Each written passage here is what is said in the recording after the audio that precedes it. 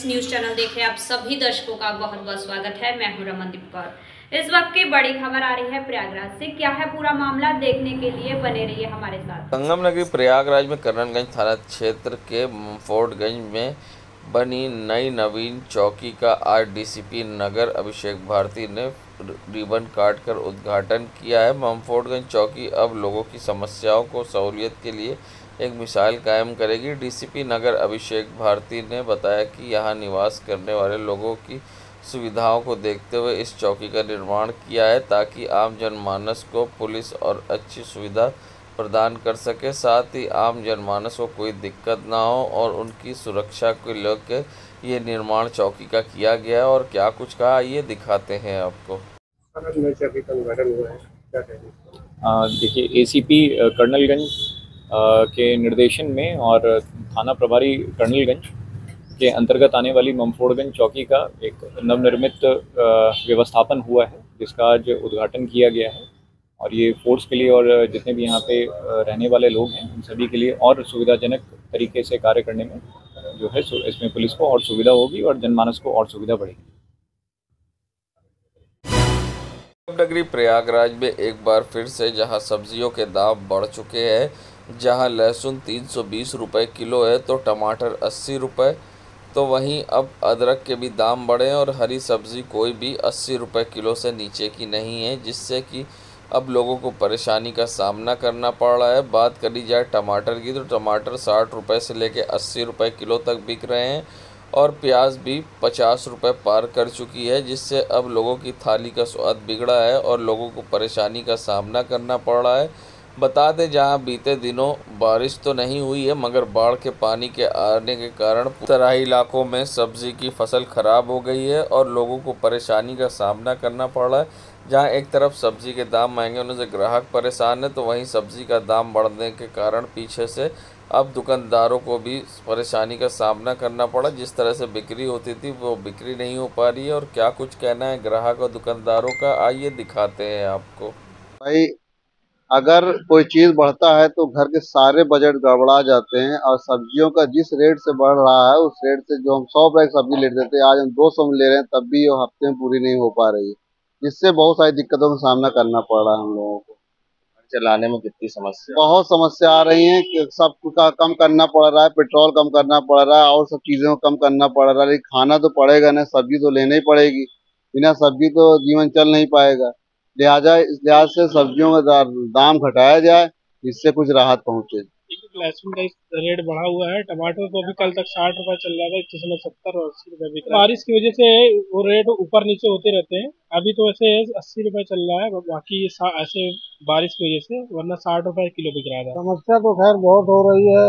एक bag rate बढ़ जाता है, इसमें हम लोगों को जो है दिक्कत हो जाती है। इकट्ठा जो है मतलब हिसाब गड़बड़ा जाता है। समस्या हो तो बताएं, क्या क्या समस्या है। हर चीज का रेट बढ़ा जा रहा है और हम लोग कितना मैनेजमेंट करें जो है समझ में नहीं आ रहा है।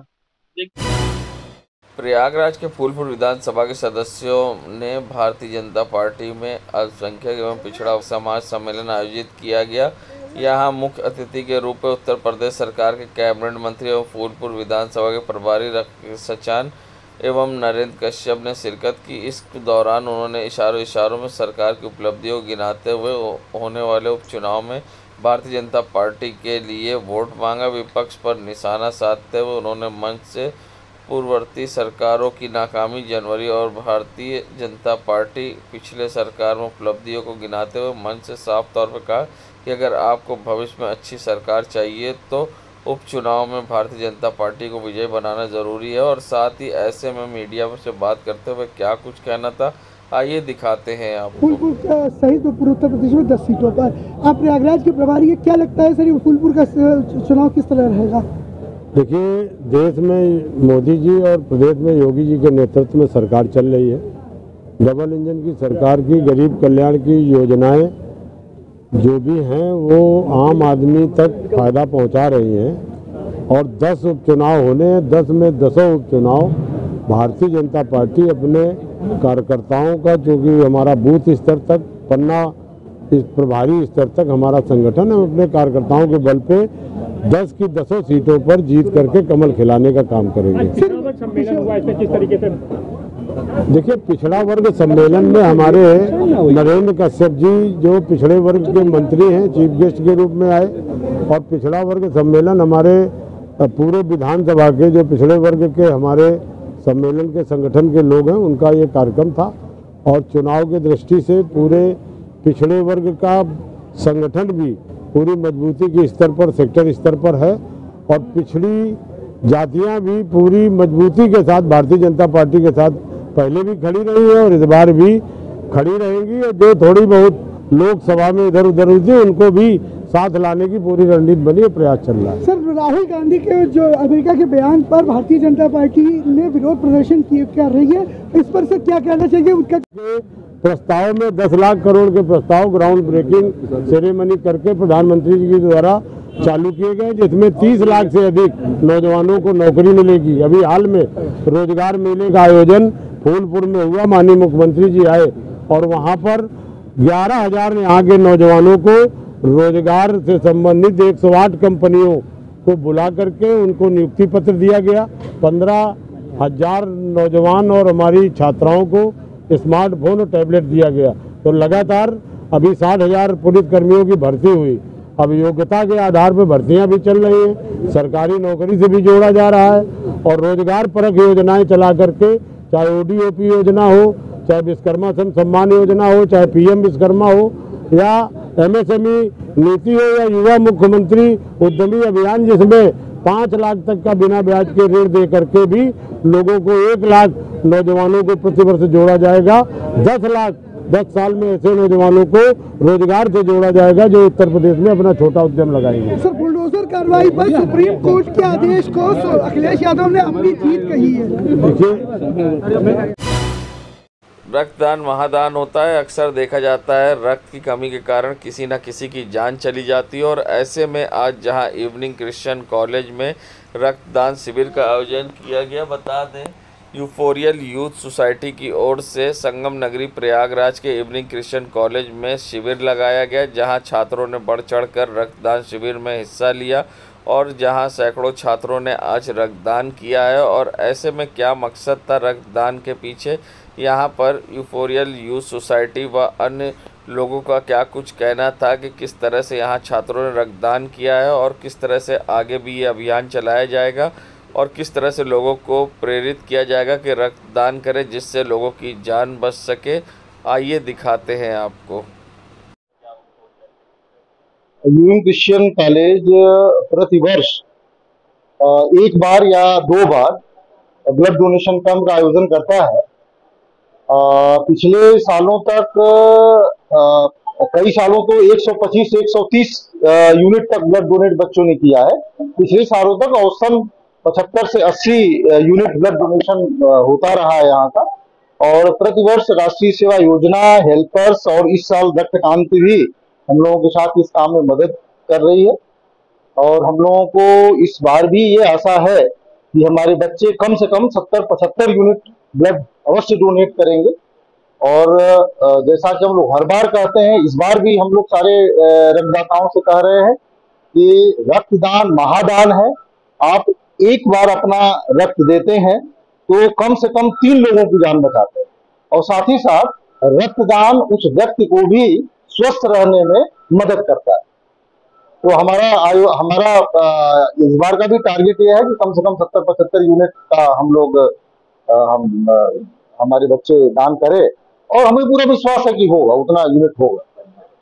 जी, मैं doctor Umesh Pratap Singh, economics department में मैं प्रोफेसर हूँ, विभागाध्यक्ष, और इस पूरे आयोजन में राष्ट्रीय सेवा योजना के साथ इस कार्यक्रम का आयोजन कर रहा हूँ।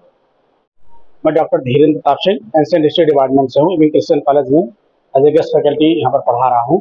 और रक्तदान जिस तरह से आज हमारे कॉलेज में मनाया जा रहा है, रक्तदान दिवस के रूप में मनाया जा रहा है, मैंने देखा अचानक कि इस तरह से जो है NSS और अन्य संस्थाओं द्वारा जो कॉलेज में चलाई जा रही है रक्तदान का जो है आयोजन किया गया है। तो हम लोग आए और जो है रक्तदान में का हिस्सा बने, इस आयोजन का हिस्सा बने, और बहुत अच्छा महसूस किया, क्योंकि ये पता है कि रक्तदान से जो होता है हम कई लोगों का कल्याण, कई लोगों के जीवन में रक्तदान के लिए जो होता है हम अपने कल्याणकारी सोच की वजह से जो होता है रक्तदान दे रहे हैं, और इससे जो होता है अन्य लोगों का भी भला हो रहा है। इसलिए रक्तदान, जो भी स्वस्थ व्यक्ति हो, मेरा यही सलाह है कि सबको रक्तदान देना चाहिए, जरूर देना चाहिए रक्तदान। वर्ष में एक बार जरूर करना चाहिए रक्तदान। ठीक है, बहुत अच्छा लग रहा है कि रक्तदान में युवा बढ़ चढ़ के हिस्सा ले रहा है। ये इस समय की जरूरत है। क्या आप जानते हैं, हर 2 सेकंड में भारत में किसी न किसी को रक्त की जरूरत पड़ती है, और हर 7.25 सेकंड में एक आदमी ब्लड न मिलने की वजह से एक्सपायर हो जाता है, जो कि हमारे लिए शर्म की बात है। क्योंकि आज भी एक महीने में 3,60,000 लोग ब्लड न मिलने की वजह से एक्सपायर हो गए, जो कि बहुत बड़ा आंकड़ा है। पर ये मेन स्ट्रीम में ना होने की वजह से लोग इस पर काम नहीं कर रहे हैं, या उस तरीके से ध्यान नहीं दे रहे। और हमारे देश जिसके 150 करोड़ की जनसंख्या है, उसमें 45 करोड़ लोग रक्तदान कर सकते हैं, और उसका सिर्फ 2% लोग भी रक्तदान अगर कर दें तो हमारी साल भर की जरूरत खत्म हो जाए। पर उतना भी स्वैच्छिक रक्तदान नहीं हो रहा। तो हमारी कोशिश है रक्त क्रांति के थ्रू कि हम ज्यादा से ज्यादा लोगों को अवेयर करें, और उसमें रक्तदान करने के लिए उनको मोटिवेट करें और उनसे रक्तदान करवाएं। धन्यवाद। मेरा नाम देवेश जायसवाल है, और मैं यूफोरियल सोसाइटी का अध्यक्ष हूँ, निफा का जिला अध्यक्ष हूँ, और एफसाड का फाउंडर हूँ। सवालों के घेरे में बीएचएस के प्रधानाचार्य पर फर्जी डिग्री के आधार पर नौकरी करने का आरोप। बता दें एफआईआर कराने की राष्ट्रीय छात्र अभिभावक मोर्चा ने की मांग। बता दें राष्ट्रीय छात्र अभिभावक मोर्चा ने जहां प्रेस विज्ञप्ति जारी करी है, और साथ ही ऐसे में आईजीआरएस की आख्या की रिपोर्ट भी वायरल की है, जिसमें उन्होंने साथ ही लिखा है प्रेस विज्ञप्ति में कि राष्ट्रीय छात्र अभिभावक मोर्चा संयोजक बीडी अग्रवाल के नेतृत्व में एक प्रतिनिधिमंडल मुख्यमंत्री से मिलेगा, और बॉयज़ हाई स्कूल के प्रधानाचार्य डेविड लुइक के विरुद्ध स्थानीय पुलिस द्वारा प्राथमिकी दर्ज न किए जाने के मामले को अवगत कराएगा। अभिभावक मोर्चा का कहना है कि जब जांच में ये प्रमाणित हो चुका है कि डेविड लुइक की एमए के अंक तालिका कूट रचित एवं फर्जी है, और इस फर्जी डिग्री के आधार पर 10 वर्षों से प्रधानाचार्य बनकर छात्रों के भविष्य के साथ खिलवाड़ कर रहे हैं, और स्थानीय पुलिस प्रशासन मूक दर्शक बना हुआ। राष्ट्रीय अभिभावक मोर्चा का आरोप है कि जिस संस्था इलाहाबाद हाई स्कूल सोसाइटी से संचालित होता है, उसके पदेन सदस्य जिलाधिकारी एवं मंडलायुक्त प्रयागराज होते हैं, जबकि सभी के संज्ञान में है कि डेविड लुइक की अंक तालिका फर्जी है। फिर भी सिटी मजिस्ट्रेट डेविड लुइक के साथ खाता का संचालन जारी रखे हुए हैं। वहीं ये भी कहना है कि डेविड लुइक ने कार्यवाहक प्रधानाचार्य का जो फॉर्म भरा है, उसमें एमए छत्रपति शाहू जी महाराज विश्वविद्यालय कानपुर से वर्ष 2007 में अंग्रेजी विषय से व्यक्तिगत परीक्षार्थी के रूप में रोल नंबर 36,122 से प्रथम श्रेणी में उत्तीर्ण करना दिखाए हैं, और फॉर्म भरते समय सभी प्रपत्रों का सेल्फ अटेस्ट करके हस्ताक्षर किए हैं, जिसकी मूल प्रति स्वयं हस्ताक्षरित कापी तत्कालीन नियोक्ता बिशप मॉरिस एग्डर दान के पास है, जिनके द्वारा की गई शिकायत पर स्थानीय पुलिस द्वारा डेविड लुइक की अंक तालिका की जांच कराई गई, जिसमें विश्वविद्यालय द्वारा अवगत कराया गया कि डेविड लुइक की एमए प्रथम वर्ष तथा एवं दिव्य वर्ष अंक तालिका फर्जी एवं कूट रचित है। उक्त आशय की रिपोर्ट उप निरीक्षक सिविल लाइंस में दिनांक 5/9/2024 को उच्च अधिकारियों को भेजा गया, लेकिन अभी तक प्राथमिक दर्ज नहीं हुई गई, और डेविड लुइक प्रधानाचार्य बनकर छात्रों के भविष्य के साथ खिलवाड़ कर रहे हैं।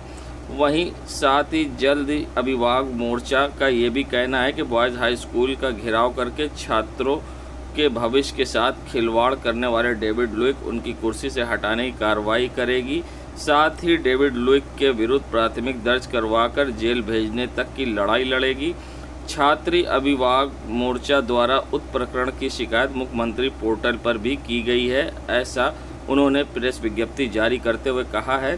फिलहाल इन सब बातों में कितनी सच्चाई है और ये जांच का अब विषय है। फिलहाल देखना होगा कि पुलिस इस पर किस तरह की कार्रवाई करती है। तो वहीं अब राष्ट्रीय अभिभावक मोर्चा के आरोपों के बाद अब जहां बॉयज़ हाई स्कूल के प्रिंसिपल डेविड लुइक के द्वारा जहां एक प्रेस विज्ञप्ति जारी की गई है, जिसमें उन्होंने फर्जी मार्कशीट से अपना दूर दूर तक नाता नहीं बताया है, और साथ ही उन्होंने कहा कि ये जो कूट रचित मार्कशीट है वो उन्हें साजिशन फंसाने के लिए बनवाई गई है। और उन्होंने पुलिस को IGRS मामले में अपना बयान भी दर्ज कराया है।